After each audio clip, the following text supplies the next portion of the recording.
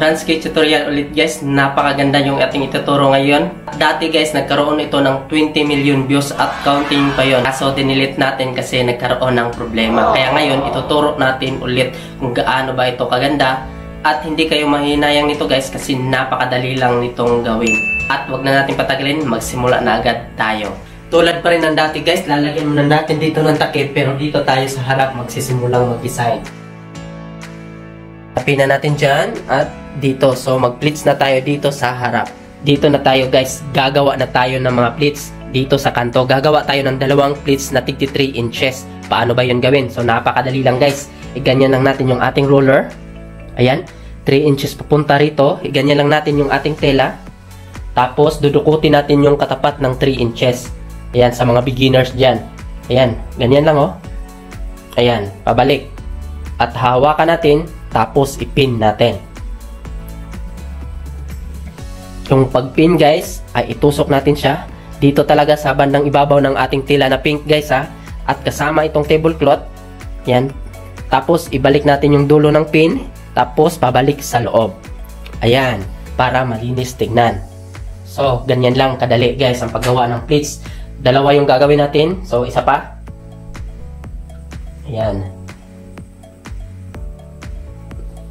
Ganon pa rin yung pagpin guys. Tutusukin natin siya. Tapos, palabas yung dulo, balik sa loob. O, diba? Napakalinis niya. So, nakagawa na tayo ng dalawang pleats. Kaklaruhin natin ito guys kasi marami talagang nagtatanong talaga o naguguluhan kung paano ba gumawa ng diamond design. Hindi nila alam guys na napakadali lang pala gawin ito. Yan, nakagawa ka na dyan ng dalawang pleats na 3 inches. Dito naman guys, ayan, yung pagitan niya, hindi kayo mahihirapan guys kasi yung sukat niya is 3 inches ulit, katulad nito. Ayan, ilagay natin yung ating roller dyan, tapos papunta rito, 3 inches. Ayan, tapos ipin ulit natin yung katapat ng 3 inches. Ganun pa rin yung pagpin niya guys. Ayan, patusok, palabas, pabalik sa loob. Para wala makitang dulo, para hindi nakakatakot tingnan at malinis pa tingnan. Ayan, gagawa ulit tayo ng ganito. Dito, dalawa ulit na 3 inches. Ganun lang siya kadali guys. Ayan. Ganyan natin yung ating roller, 3 inches. Ganun pa rin. Kung komportable kayo guys na ganyan yung style ninyo sa pagsukat ng pleats, nasa sa inyo yun. Pero pwede rin dito guys. Ayan, 3 inches naman yan. Ipaganyan mo lang yung tela mo. Ayan. Pwede rin yan. Ganyan natin. Sukat natin dito. Kasi 3 inches naman dyan. Pwede rin yan guys. Tapos ipin natin ulit dito sa katabing pin. Yan. Dapat magkatabi talaga itong pin guys ha. Para malinis siya tignan. Yan. Magkatabi silang lahat. Ayan o. Katabi yan. So, pwede rin ganyan mo rin pag dukot guys. Katulad dito. Yung katapat ng 3 inches. Pabalik mo dyan. At makagawa ka ng pleats na maganda. Ayan. So, ayan. Ayan na siya, yung tsura niya. Ayan, tigdadalawa na siya guys. Ayan. Dito guys, i-explain ko kaunti guys para talaga walang guys. Para wala na talagang matututo talaga kayo. Dito guys, yung pagpin natin sa tela guys, ayan. So, i-explain ko lang sandali guys ha. Ayan. 3 inches dyan. Ayan. Kung napapansin nyo, yung pagtusok ko, halos wala na siyang dito sa ibabaw. Ayan. Wala na siyang halos space. Ayan. Nasa ibabaw talaga yung pin natin sa ating tela. Yan, dapat ganyan guys. Hindi nakaganito guys. Ayan. Hindi nakaganyan. Yan o, mayroon pang space dito. Hindi nakaganyan. Kasi papangit yung ating mga gawa. So, dito talaga sa bandang itaas guys. Ayan, halos walang space dito sa ibabaw. Ganyan yung pagpin guys. Tsaka natin itusok sa tablecloth. Ayan. Tapos, ilabas natin yung dulo dito sa labas. Para hindi na yan matatanggal at saka natin ibalik doon sa ilalim yung dulo niya para malinis talaga tignan. Yan. At dapat rin guys, itong pin nakatayo talaga guys. Hindi naka-slanting. Hindi nakaganyan ha. Dapat nakatayo talaga siya. Yan. Naka-vertical talaga siya guys. Pag ganun talaga. Yan. Tapos, ganun na. Yun lang. Tapos, gagawa ulit tayo ng ganito dito. So, tuloy-tuloy na ito guys hanggang tayong matapos guys. Ganito lang yung proseso niya. Gagawa tayo ng dalawang pleats na 3 inches. Pagitan niya, 3 inches ulit. Dalawa. Pagitan niya, 3 inches ulit. Hanggang dun sa kabila guys. So, ipapass forward na lang natin para madali tayong matapos.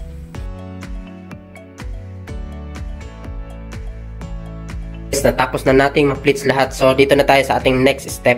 Dito naman guys ay hindi rin kayo mahihirapan kasi napakadali lang nito gawin. Ayan, itong dalawang pleats guys, pagtabihin lang natin. Ayan, ayusin lang natin para maganda tignan. Ayan, susukat lang tayo dito ng 3 inches. Ayan, dito yung 3 inches niya. Tapos ipin na natin siya. So pagsamahin lang natin itong dalawang pleats. Yung pagpin naman guys ay tusukin natin silang dalawa. Ayan. So yung pagtusok niya ay halos wala rin ditong space dito sa tinusok natin. Ayan. Tapos ibalik natin yung pin. Ayan. Ayan na yung itsura niya. So pahiga yan guys. Pag ganun.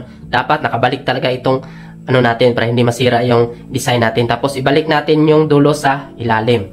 Ayan. Ayan na yung itsura niya. At ito lahat guys, ganito yung gagawin natin. I-focus muna natin yung camera guys kung paano ba talaga natin pinin dito. Baka mayroon pang naguguluhan dyan. Ayan, dito na tayo. Ayan, tabihin lang natin guys. Ayusin lang natin dito sa ibabaw guys. Pantay natin sila para wala tayong problema. Ayan, ayusin natin. Para maganda talaga yung resulta ng ating paggagawa ng diamond design. Ayan, susukatin natin ng 3 inches. Ayan. Dapat talaga susukatin nyo guys ha, lalo na itong beginners pa lang kayo kasi para pantay lahat at napakaganda ng resulta pag matapos. Ayan, itong pin natin, tutusukin natin silang dalawa. Ayan, ganyan. Ayan o, ganyan siya. Tapos, ganyan natin. Pahiga ito guys ha, pahiga. Tapos, ibabalik natin dito banda sa gilid. Ayan, pag ano na yan guys, nakalabas na yan, ibalik natin sa ilalim, yung dulo niya. Ayan. Ayan. Sana malinaw po. Ayan. Ganyan lang guys. Yung lahat ng ginawa nating mga pleats, pagsama natin silang lahat. Tapos i-fast forward muna natin at babalik tayo dito mamaya. Ayan. Natapos na nating mapin lahat. So dito na tayo sa ibaba. Dito na tayo guys. Dahan-dahanin lang natin guys. Ayan. Ito yung dalawang pleats na pinin na natin. Yung magkabila ang pleats nila guys, ito at saka ito ay ididikit natin gamit yung pin. Ayan, ayusin lang natin. Ayan, para maganda yung resulta ng mga gawa natin. Dito guys, yung sukat niya is 2 1/2 inches. So hindi na siya 3 inches. 2 1/2 inches na lang siya hanggang dito. Ayan. Tapos idikit natin silang dalawa gamit yung pin. Ayan, 'di ba? Parang natatanaw nyo na, parang puporma na siya ng diamond. Ayan, tutusukin natin silang dalawa at ganun pa rin yung proseso ng pagpin. Ayan. Tapos, ibalik natin sa ilalim. So, ganyan lang kadali. Ayan na yung itsura niya. O, diba? Natatanaw na natin. Dito naman sa kabila, ganun rin. Guys ha, 2 1/2 inches lang guys ha. Pati rin dito, 2 1/2 inches lang rin. Ayan. Ididikit ko yung dalawang pin para pantay. Pag nadikit ko na yan dalawa at pantay na, ay dudukutin ko na itong isa. Isasama ko na to para ayan. Yan yung ano ko, paraan ko para maging pantay talaga yung gawa natin. Nasa sa inyo lang rin guys kung susukatin nyo pa dito at saka rito. Kung saan kayo komportable is pwede na rin yun guys. Ayan, ganun pa rin yung proseso niya yung pagpin natin dito. Ayan, pahiga. Patusok natin silang dalawa. Palabas yung dulo. Pabalik sa loob yung dulo ng pin para walang makitang dulo. O, di ba? Napakaganda niya ng tignan. Lahat ng ginawa natin guys, ganun yung gagawin natin. Itong dito sa gilid guys, ayan, kung napapansin nyo, wala siyang partner. Ayan. So, ito lang yung matitira, pati doon sa kabila. Pero lahat ito guys ay ganito yung gagawin natin. Ayan, pag didikit natin yung dalawang nila, dalawang pleats, ayan. Tapos, ipapass forward na lang natin para madali tayong matapos. Ayan, natapos na natin lahat mapin guys. So, dito na tayo sa bandang ibaba. So, pupurmahin na natin yung ating diamond. Tayo guys, ipupurma na natin yung ating diamond. Ayan, kung napapansin nyo dito sa gitna, itong dalawang pleats, ito na yung ipagsama natin. Tapos, yung sukat niya is katulad lang rin dito. Ayan, 2 1/2 inches pa rin.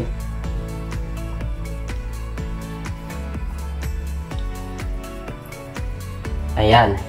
Maigi talaga pag may panukat ka guys, kasi para pantay talaga yung ating mga ginawa, para maganda yung resulta niya. Ayan, ipin na natin. Yung pagpin guys, katulad lang rin dito. Ayan. So, ayan. Tingnan nyo naman. kitang-kita na yung diamond niya. Dito naman sa kabila, katulad lang rin dito, itong dalawang pleats ulit. Ayan. Ito ulit yung ating pipin, katulad dito sa kabila. Ayan. Tapos, pin ulit natin. Ganyan lang kadali, guys. At dito sa gilid, guys, ayan.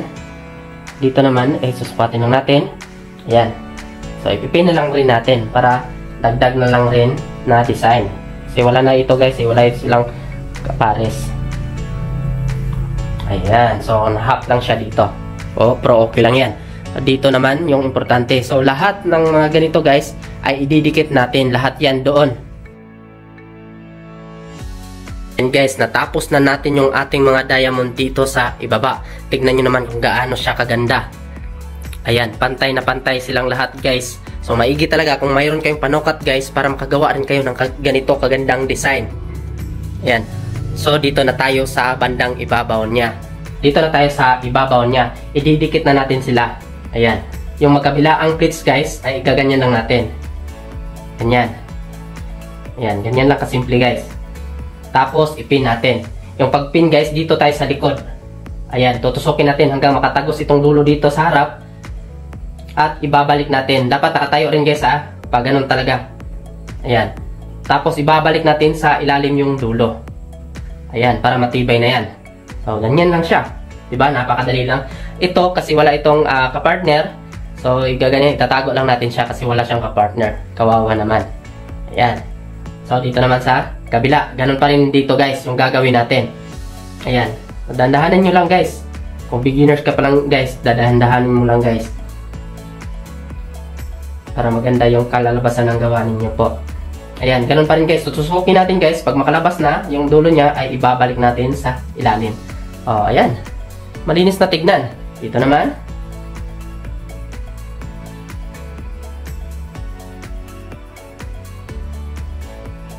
Ayun. O, di ba? Yan. Ipapass forward na lang ulit natin, guys, para madali tayong matapos. Ayan, guys, tapos na tayo. Tingnan nyo naman yung ginawa natin.